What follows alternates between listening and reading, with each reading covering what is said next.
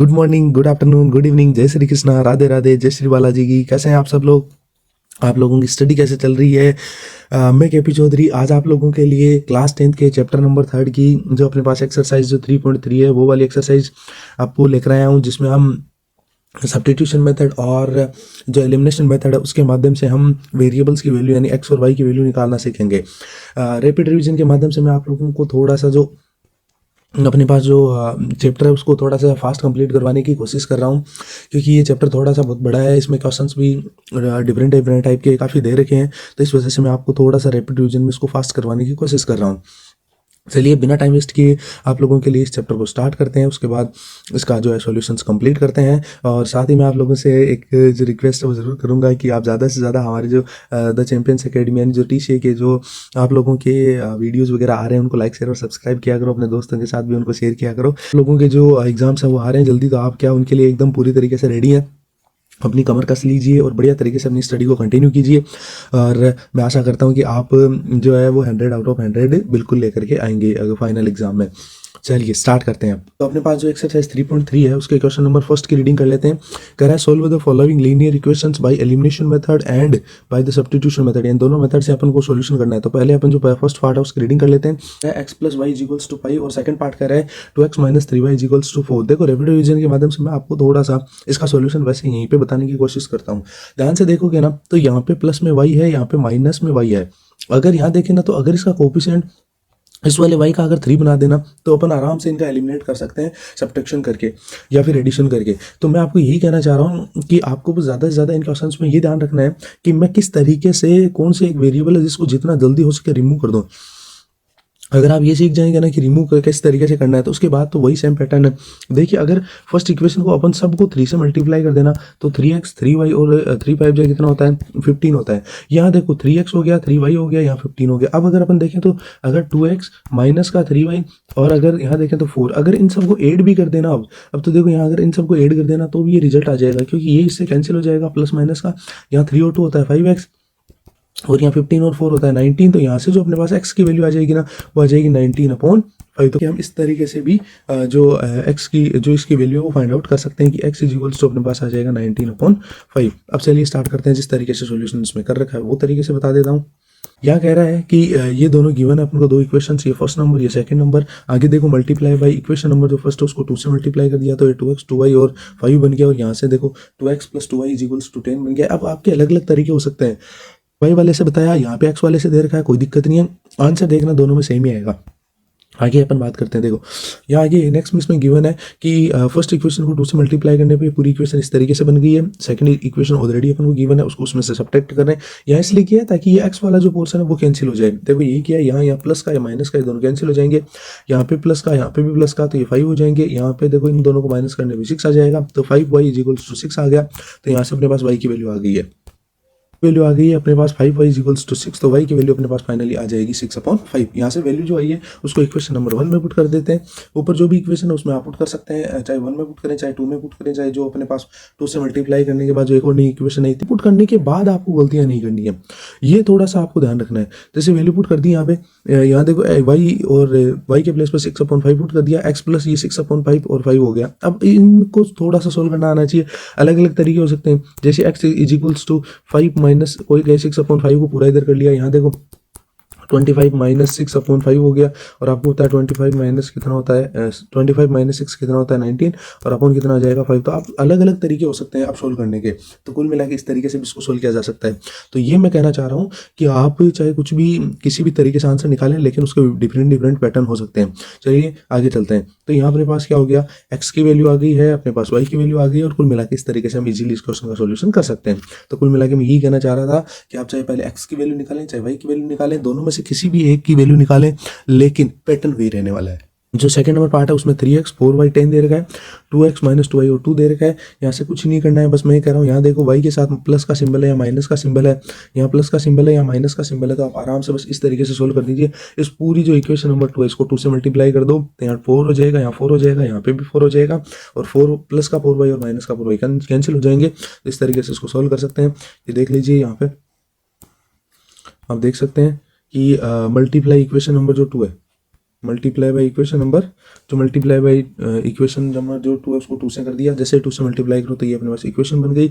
इन दोनों को ऐड करेंगे तो ये दोनों हो जाएंगे कैंसिल, ये कैंसिल हो जाएंगे। 3 और 4 कितना होता है 7, तो यहाँ 7 आ गया। यहाँ पे देखो तो 10 और 4 कितना होता है 14। बस अब तो अपने पास 7x की वैल्यू जब 14 आ गई तो आप निकाल सकते हैं कि x की वैल्यू आ जाएगी 14/7 और कितना आ जाएगा 2। तो x की वैल्यू कुल मिलाई कितनी आएगी 2। चलिए देखते हैं, ये देख लीजिए,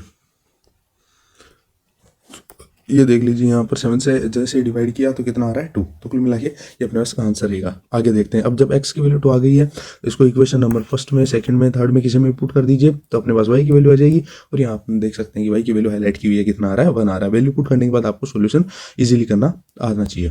थर्ड नंबर पार्ट की बात करते हैं ना, तो यहाँ दे रखा है 3x -5y -4 = 0। यहाँ दे रखा है 9x = 2y + 7। अब आगे देखिए यहाँ 3x -5y -4 = 0, ये इक्वेशन था, एक इक्वेशन ये था। अब आप देखें ना तो इक्वेशन नंबर फर्स्ट को अगर 3 से मल्टीप्लाई कर देना हम, तो यहाँ देखो यहाँ पे भी 3 का जो है, यहाँ पे भी है ना जो 3 है इसका भी क्या बन जाएगा 9 बन जाएगा। और इस तरीके से हम इसका इजीली सॉल्यूशन कर सकते हैं। तो फर्स्ट है ना उसको 3 से मल्टीप्लाई किया तो अपने पास ये इक्वेशन बन गई। ये इक्वेशन बनने के बाद आपको 2 इक्वेशन जब मिल जाती है तब तो आप तो रुकते ही नहीं है, उसके बाद तो आपको सॉल्यूशन आता ही है। देखते हैं अब सॉल्यूशन किस तरीके से करते हैं। यहाँ देखो ये दोनों 9 बन गए, ये प्लस में माइनस में कैंसिल। यहाँ देखो माइनस का 2 प्लस का 15 तो आ जाएगा 13। यहाँ आ जाएगा 12 प्लस का और माइनस का यहाँ 7 इन दोनों में, तो यहाँ अपने पास आ जाएगा प्लस का 5। तो कुल मिला के अपने पास y की वैल्यू आ जाएगी -5/13। बस चलिए आगे चलते हैं। देखो put the value y = -5/13 in equation number second. जैसे ही पुट करेंगे तो यहाँ से अपने पास एक और जो वैल्यू है, जो अपने पास किसकी वैल्यू x की वैल्यू वो इजीली आ जाएगी। तो कुल मिला के 9/13। चलिए आगे चलते हैं।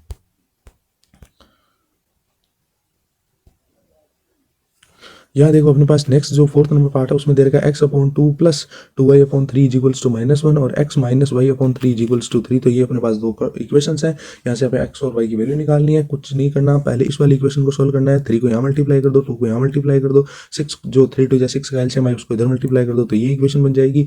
सेम 3 को यहाँ मल्टीप्लाई कर दो, इस जैसे 3 तो 3x - y बन जाएगा और इस 3 को यहाँ मल्टीप्लाई करते 9 बन जाएगा, ये इक्वेशन बन जाएगी। तो ये इक्वेशन फर्स्ट, ये सेकंड बन गई। अब तो कोई काम इतना ज़्यादा है ही नहीं, अब तो आपको सिर्फ दोनों इक्वेशंस के माध्यम से उनको आपस में सब्ट्रैक्शन करना है। तो ये पार्सन कैंसिल हो जाएगा, ये दोनों ऐड होकर 5 हो जाएंगे, ये दोनों भी अगर आप देखें तो माइनस में ऐड होकर 15 बन जाएंगे। और यहाँ अपने पास जो y की वैल्यू हो कितनी आ जाएगी -3। तो कुल मिलाकर इस तरीके से इजीली इसको सोल्व कर सकते हैं। अब निकाल देते हैं x की वैल्यू। जो अपने पास y की वैल्यू आई -3, इस वाली वैल्यू को उठा करके आप इक्वेशन नंबर 2 में पुट कर दो तो यहाँ से x की वैल्यू कितनी आ जाएगी 4। तो यानी अब अपने पास x आ गया है 4 और y आ गया है अपने पास कितना -3। कुल मिला के इस तरीके से इसको सॉल्व कर सकते हैं। आगे देखिए, from the pair of linear equations in the following problems, यानी लीनियर इक्वेशंस की जो प्रॉब्लम्स हैं उसको find their solutions if they exist by the elimination method. कौन सा मेथड से? एलिमिनेशन मेथड से। यहाँ देखिए फर्स्ट नंबर कह रहा है if we add 1 the numerator and subtract 1 from the denominator a fraction reduce to 1। यानी ये कह रहा है कि एक जब अपन डिनोमिनेटर में तो एक अगर माइनस कर दें और न्यूमिनेटर में अगर एक ऐड कर देना तब वो जो फ्रैक्शन है वो 1 बन जाती है। आगे कह रहा है अगर सिर्फ अपन डिनोमिनेटर में एक ऐड करें ना तब वो फ्रैक्शन 1/2 बन जाती है। हमें पूछा जा रहा है बताइए फ्रैक्शन क्या है, तो देख लेते हैं क्या है। पहले हम फ्रैक्शन मान लेते हैं कि x/y है, क्योंकि फ्रैक्शन की यही फॉर्मेशन होती है, यहाँ पे न्यूमिनेटर यहाँ डिनोमिनेटर होता है। आगे देखिए अकॉर्डिंग टू क्वेश्चन की बात करते हैं, उसने कहा था न्यूमिनेटर में 1 ऐड कर दें, डिनोमिनेटर में -1 कर दें, तब फ्रैक्शन 1 बन जाती है। बहुत अच्छी बात है। एक इक्वेशन यहाँ से सिर्फ क्रॉस मल्टीप्लाई करते ही मिल जाएगी। इसको इसे मल्टीप्लाई करो, यहाँ से x + 1 और y - 1, यहाँ पे इसको इधर मल्टीप्लाई करते ये इक्वेशन बन जाएगी। इसका सिर्फ इधर ट्रांसफर करते अपने पास x - y + 2 = 0 वाली इक्वेशन बन जाएगी। आगे देखते हैं, आगे अपन क्या कर रहे हैं। अब जो अपने पास इक्वेशन नंबर सेकंड है कि वो कैसे आएगी, उसने कहा था अगर न्यूमिनेटर में तो कुछ भी नहीं ऐड करें, लेकिन अगर डिनोमिनेटर में क्या ऐड कर दें 1 ऐड कर देना तो अपने पास जो फ्रैक्शन है वो बन जाती है 1/2। तो इस तरीके से अपन चेकआउट कर सकते हैं। देखिए करते हैं सेम पैटर्न रहेगा, क्रॉस मल्टीप्लाई करेंगे ये इक्वेशन आ जाएगी और उसके बाद उनको ट्रांसफर करेंगे तो ये वाली इक्वेशन बन जाएगी। अपने कह रहे हैं कि सब्ट्रैक्टिंग इक्वेशन 1 फ्रॉम इक्वेशन 2, यानी इनको सब्ट्रैक्ट कर देंगे। सब्ट्रैक्ट करने पर देखिए आपके साथ क्या होगा, यहाँ पे सब्ट्रैक्शन करने पर ये और ये दोनों कैंसिल हो जाएंगे। 2 - 1 1 होता है, यहाँ पे -1 और -2 है ना वो ऐड होकर -3 हो जाएगा। इसको इधर ट्रांसफर करते हैं अपने पास x की वैल्यू आ जाएगी और x के आते ही तो हम रुकने वाले हैं भी नहीं, क्योंकि हम y को तो निकाल के छोड़ेंगे ही। y की वैल्यू अपने पास आ जाएगी, x की वैल्यू जो है वो इक्वेशन नंबर 2 में पुट कर दो और यहाँ से अपने पास y की वैल्यू आ जाएगी और y = आ जाएगा 5। कुल मिला के फ्रैक्शन बन जाएगी 3/5। अपने पास जो सेकंड नंबर दे रखा है उसमें कह रहा है 5 years ago, यानी 5 साल पहले, Noori was thrice as old as Sonu. यानी ये कह रहा रहा है कि 5 साल पहले है ना जो नूरी थी ना, नूरी उसका जो एज था ना वो सोनू से 5 साल पहले उसका 3 गुना था।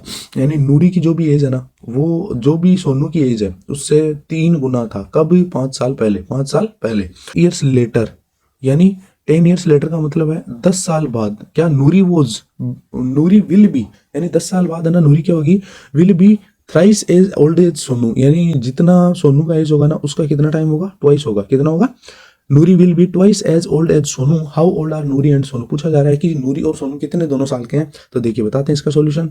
अपन मान लेते हैं कि जो नूरी की एज है वो एक्स ईयर्स है और जो सोनू है उसकी वाई ईयर्स है।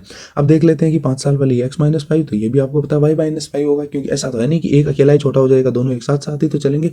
कोई मान लो 5 साल पहले, जैसे आप आज से 5 साल पहले छोटे थे, तो आप समझ लीजिए जो आपका भाई है या बहन है या फिर कोई भी रिलेटिव है, कोई भी आप किसी भी एक एग्जाम्पल से समझ सकते हैं, तो वो भी तो 5 साल पहले, वो भी 5 साल छोटे ही थे, वही यहाँ पे।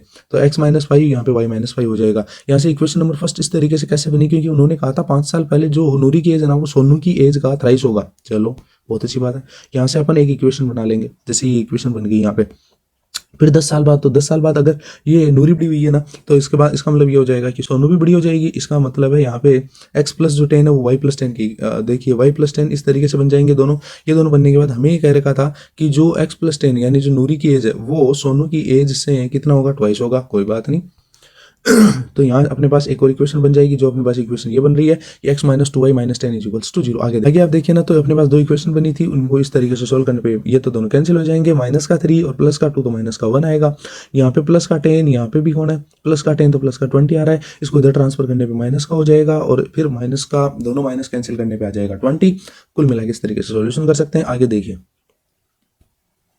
आगे कह रहा है कि substituting y equals to 20 equation number 2 में पुट कर देते हैं। जैसे 2 में पुट करेंगे तो अपने पास जो x की वैल्यू है यानी जो नूरी की एज वो आ जाएगी 50 और सोनू की एज आई थी अपने पास 20। तो ये इसका सोल्यूशन रहेगा। चलिए देखिए थर्ड नंबर पार्ट को, आप इस वाले पार्ट को ध्यान से देखिए। कह रहा है the sum of digits of 2 digit number, यानी 2 डिजिट का एक नंबर है। जैसे मान लीजिए 2 डिजिट का नंबर, जैसे मान लो अपन ने लिख दिया 45, तो 45 में जो दोनों डिजिट्स है ना उनका सम 4 प्लस 5 का सम कितना आ रहा है 9। लेकिन मैं आपको कहना चाहूंगा कि 45 को अपन 40 प्लस 5 बोलते हैं और 40 को भी अपन 4 इंटू 10 प्लस 5 लिख सकते हैं। यानी ये इस तरीके से फॉर्मेशन बनेगी। तो अगर आप इसको x मानोगे तो यूनिट पे है, इसको मानोगे तो ये टेंज पे है। तो कुल मिला के ये है इसमें। आगे देखो, also 9 times this number is, यानी इसी नंबर का 9 टाइम जो नंबर बना है ना, जैसे 45 है, एक एग्जांपल बता रहा हूं, तो इसका 9 टाइम है ना वो इसके रिवर्सिंग डिजिट्स यानी इनकी जो डिजिट्स है उनके ऑर्डर को बदलने पर, बदलने का मतलब 5-4 करने पर। देखो 45 ऐसे लिखा जा रहा है, ये कह रहा है 5-4 करने पर इसका ट्वाइस होगा। तो कुल मिलाकर अब देखते हैं क्या है। तो अपन एक्स और वाई मान लेते हैं। कह रहा है फाइंड द नंबर, तो हम जो दोनों उनकी यूनिट डिजिट और 10 जो डिजिट पर नंबर है उनको हम एक्स और वाई मान लेते हैं। उसके बाद सॉल्यूशन करते हैं। चलिए स्टार्ट करते हैं। तो हम जो रिक्वायर्ड जो अपने पास नंबर है वो तो बन जाएगा 10y प्लस एक्स। क्यों? क्योंकि हमने जो यूनिट डिजिट है वो x मानी है, जो 10 डिजिट है उसको y माना है। तो इस तरीके से अपने पास ये तो बन गया वो नंबर। अब आगे बात करते हैं। अब इक्वेशन कहां से बनाए? इक्वेशन पहले देखो, उसने कहा था कि जो x और y जो दोनों डिजिट्स हैं उनका सम कितना आ रहा है 9। तो एक इक्वेशन तो ये मिल गई। आगे देखते हैं। आगे उसने कहा कि रिवर्सिंग डिजिट्स कैसे बनेगी, x के प्लेस पे और y के प्लेस पे दोनों को आपस में क्या चेंज करना पड़ेगा। तो यूनिट डिजिट पे इस बार बन जाएगा y और 10 डिजिट पे कौन बन जाएगा x, तब नया नंबर बन जाएगा ये। अब पहले जो ओरिजिनल नंबर और नया नंबर उन दोनों में एक रिलेशन दे रखा है।